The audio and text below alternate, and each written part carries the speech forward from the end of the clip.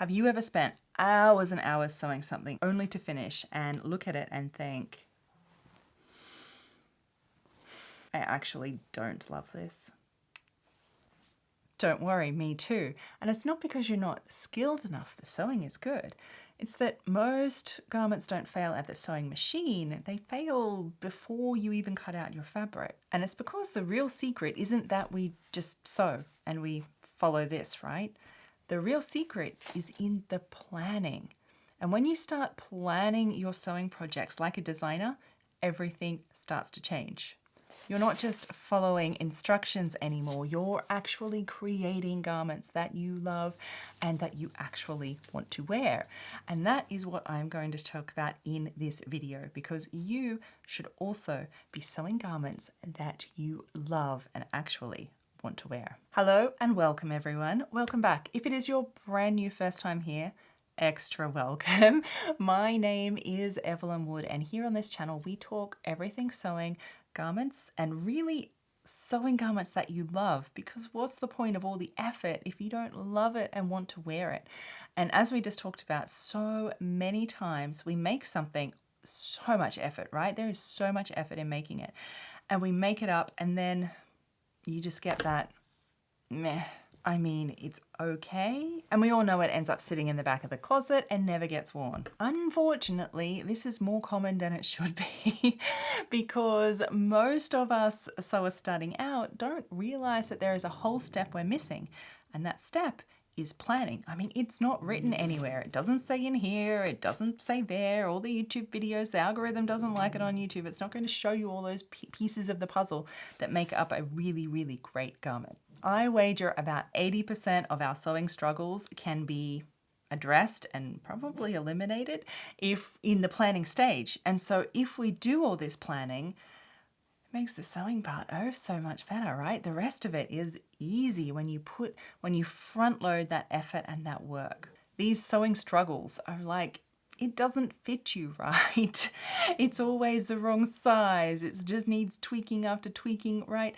The seam finishes, they just look homemade inside, or worse, it frays out entirely. The fabric choice is like, ends up looking like a stiff sack instead of the beautiful flowing thing that you thought that it was going to be. Just the little trims and details, you forgot to put pockets on it. What about the hem? It's just looking a bit wonky and things like this, right? These are all the sewing struggles that we end up at the end that give us that, I don't really love it at the end. All of these things can be addressed in the planning stage, and it's 80% preparation. And so 80% of our sewing struggles can be eliminated right here at this step. Okay, so I'm going to run you through what are all the things that we can start planning to eliminate this.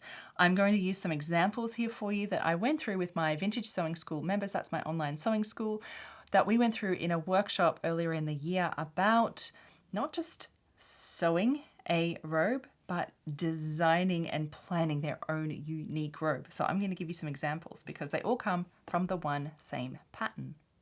And I'm going to tell you more about how you can get involved in that should you want to later on. So the first step in planning, way before you touch scissors, before you get a pattern or anything, is to gather your inspiration. Gather together your inspiration.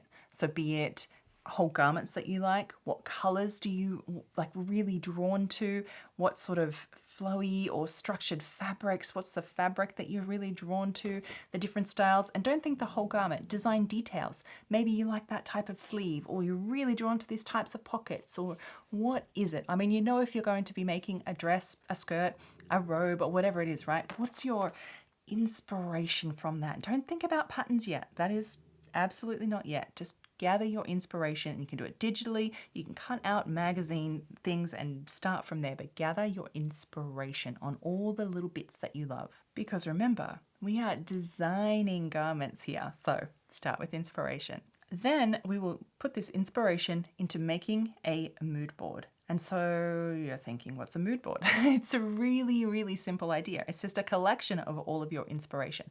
Put it onto one place like this in Canva on an actual piece of paper with cutout stuff. Gather all of your inspiration and start putting it on what we call a mood board. The purpose of your mood board is to house all of that aesthetic, that feel, the look, the ooh, what is the feel of your garment you're going to be to get the aesthetic, right? The look that you want. I hear so many times from my members at VSS, from comments here on YouTube, it's like, I don't even know what I like. This is how you can pinpoint what it is that you actually like, that style that you want. Try and, when you put your mood board together, you can either do it digitally or in real life. You want to eliminate things though. When you start putting it together, you're like, okay, that random fluoro green thing doesn't really fit with this feel. Okay, that fabric, look, that's one structured one. That's maybe for something else, for a different one. And then you narrow it down so it's just got a look and a feel and like an aesthetic, if you will, of what you're trying to achieve. Because that is what you want to use as your inspiration for moving forward and to know what it is that you actually like. You can do this for a garment level, or you could do it for your whole wardrobe level too. Just a little hint for you. So your mood board can include pictures of things. It can include fabrics. It can include trims, textures, colors, garment details, all of these things. It can be 3D and tactile. It can just be flat digital as well. Whatever works for you, you be as creative as you want. Now I want you to go and check garments that you already love.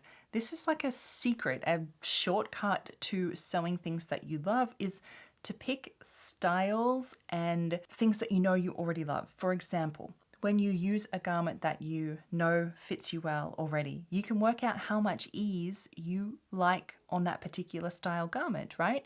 A pair of jeans, you might like an inch of ease in the seat. A nice dress, you might like 4 inches. It really depends and it's personal.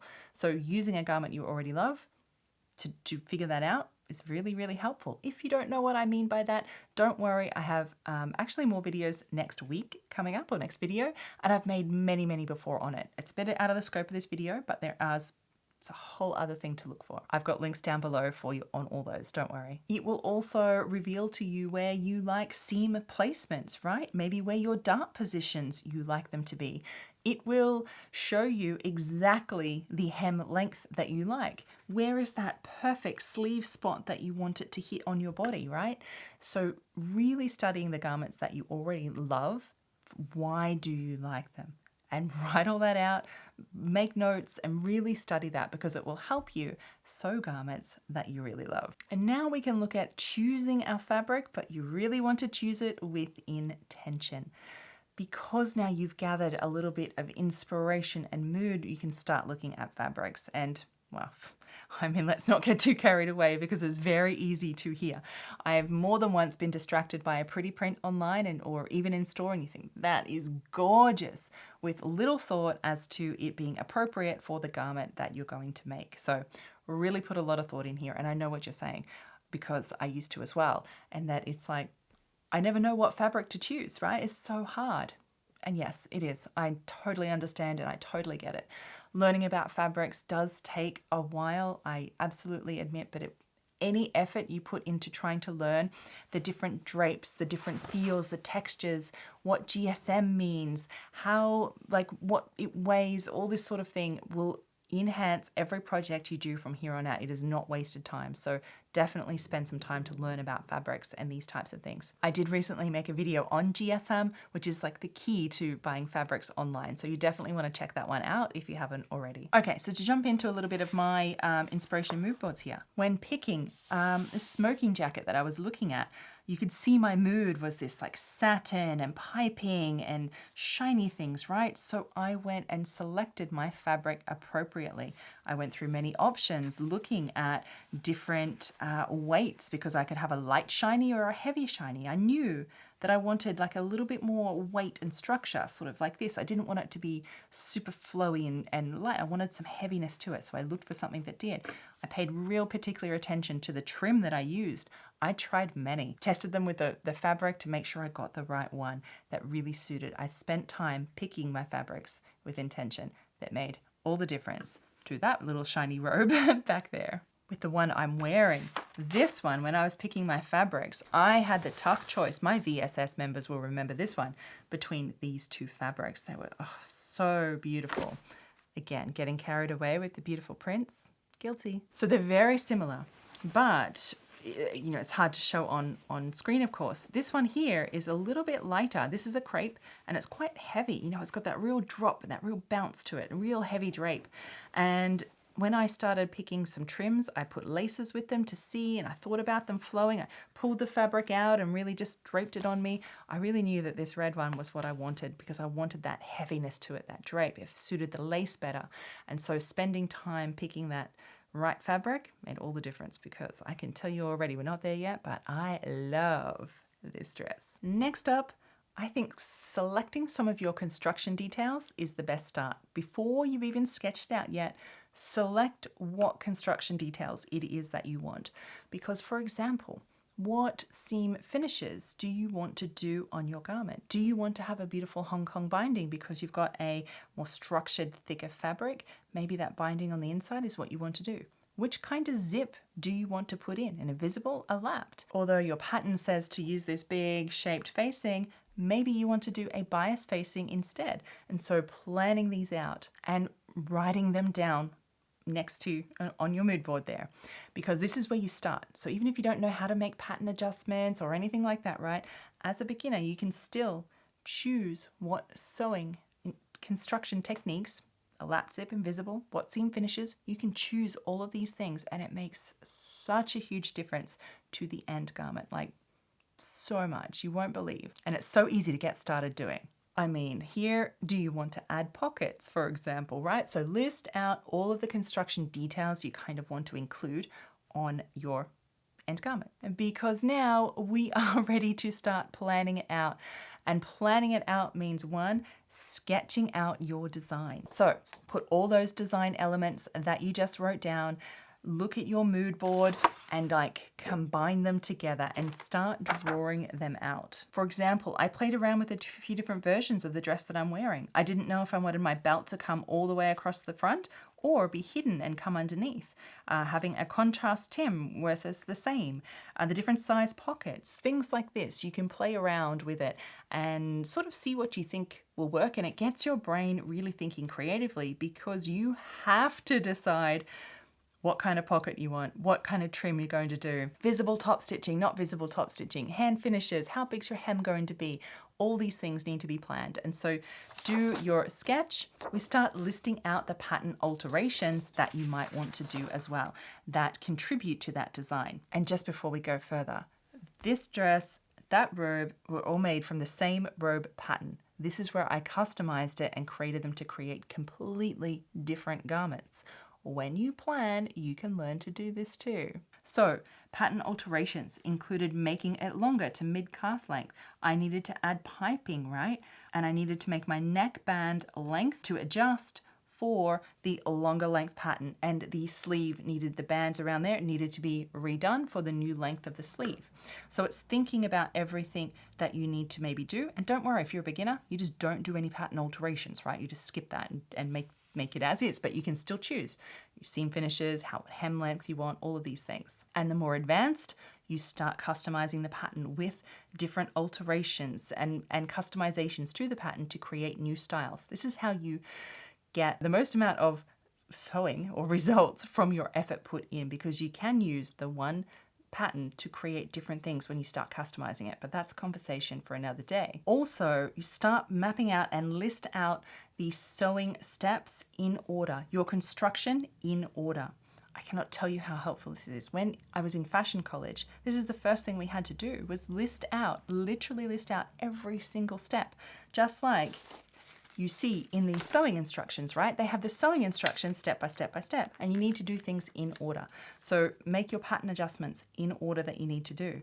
When you're ready to start sewing, list them out in order what you're doing, because if you're choosing different seam finishes, different type of hem, it's not written on these instructions, remember? So writing them down helps you plan. That way you don't forget to add something, or forget to put the Hong Kong binding in before, or realize you didn't get the correct zip yet, right? Planning makes the sewing part easier because you don't get stuck having like midway realizing that you didn't have the thing that you needed. I mean, we've all done that. Plan it out, right? And so this is the key to start designing things that you want, because you need a map. Planning isn't about making things more difficult. It's actually about making things more easily and giving you, like, empowering you to be able to design and create what you want from scratch. And you're already thinking, that's a lot of work already before I've even sewn anything. And yes, you're right, it is. I earlier in the year took my students at Vintage Sewing School through a workshop designed all around this because I wanted to really give them that power, right? That's what I do. That's what I love to do, is to give people. That's why I started sewing, because I wanted to design and create anything that I could think of in my head, right? Just like grandma or mum did. I bet that's how you describe your grandmother who used to sew, or your mum who could sew anything, yeah? That's what I teach at Vintage Sewing School. Not vintage clothes, it's the vintage techniques so that you can do that. And so one of the biggest comments I got from that class that I took through that first time is that there's so many comments on, I didn't know I had to do so much work before I even started cutting out or sewing my pattern, or I would never have put so much effort front loading into a garment ever in my life. But I'm so glad I did, because I just made the best garment of my life, that I love it the most out of anything I've ever made. So to me, I know it works. I know it is a lot of work and effort, but you get the results that you're looking for when you do this work. And so if you are ready to do that, and you want to do it as a group and go step by step by step with community and have other people doing the same thing with you, I'm actually starting a new workshop. We're doing it again. This time we're doing a design a skirt. So we are going to go step by step, not just how to sew a skirt, that's all in there. So this is over 8 weeks. That's in there. That's half of it. The sewing, like how to sew the skirt and all that, is half of it. The first half is all of this, how to design and plan and customize and do all of this so you can create your own unique skirt that is just for you, that you are going to absolutely love and hopefully wear to death. I would be so honored to take you with this journey with me, and for me to be there with you doing it. So I've left some links down below on how you can join. We start the 1st of October. So my friends, get in now, especially if you're a beginner, because you can start some of the foundational courses that'll get you started, get you going, so you're all ready to go when we start on October 1. As I said, you don't need years of experience to do this. You take it at the level that you are at. So any skill level can apply this planning to their projects to eliminate 80% of those sewing struggles, as we said. And sewing is 80% planning rather than sewing. Yeah, it is. I should say good sewing is 80% planning. I hope you'll join me for that workshop coming up, and let me know in the comments, what's the one thing that you wish you would have planned previously and maybe regretted it? I'd love to hear about it. Until next time, my sewing friends, happy sewing. Bye.